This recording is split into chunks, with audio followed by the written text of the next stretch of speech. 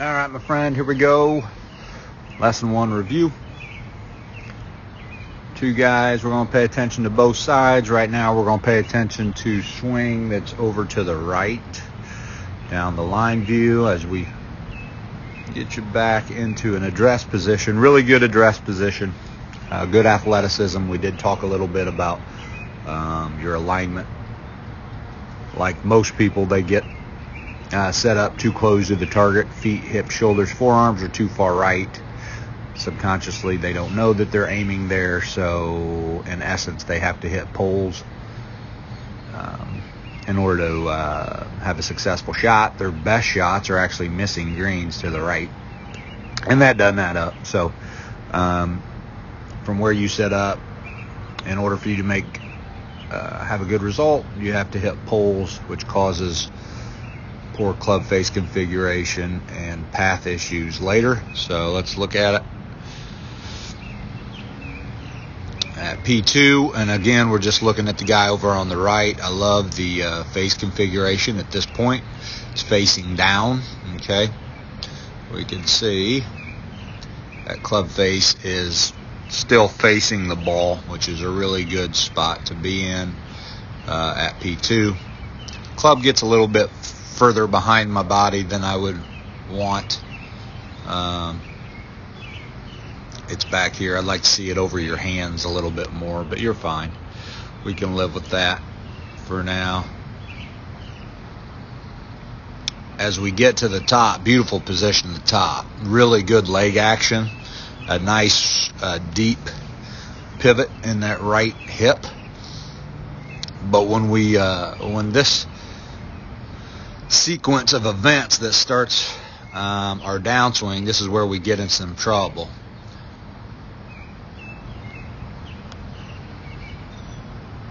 The shaft, let's just do this. The shaft is right there. Now what should happen is the shaft should fall more in this direction. We should match up to the yellow line at that point. We should match up to the third yellow line. We should match up to the bottom yellow line, and we can see how steep your shaft stays. It just never falls down ever. It just never drops. And that's because that right hand, right shoulder, right forearm gets involved. One of the reasons that is that your club face, let's just really start looking at your club face. Your club face stays really open. It's not face down like it was on the way back. You don't know this, but you know that that's not going to work, and so you've got to throw this whole right shoulder into it. You can see that we're exiting way left. It's going to produce some poles. If we just start to, let's get you to the back. Now let's look at the guy over on the left. Let's look at some things. So the trail elbow stays too tight. So we're talking about your right hand. See how it just starts to collapse and it's real tight to your body. And as you sequence, we lose that. Then now we have a gap. We want to reverse that sequence. We want a lot of separation between that right arm on the way back and then close it on the way down. You do just the opposite.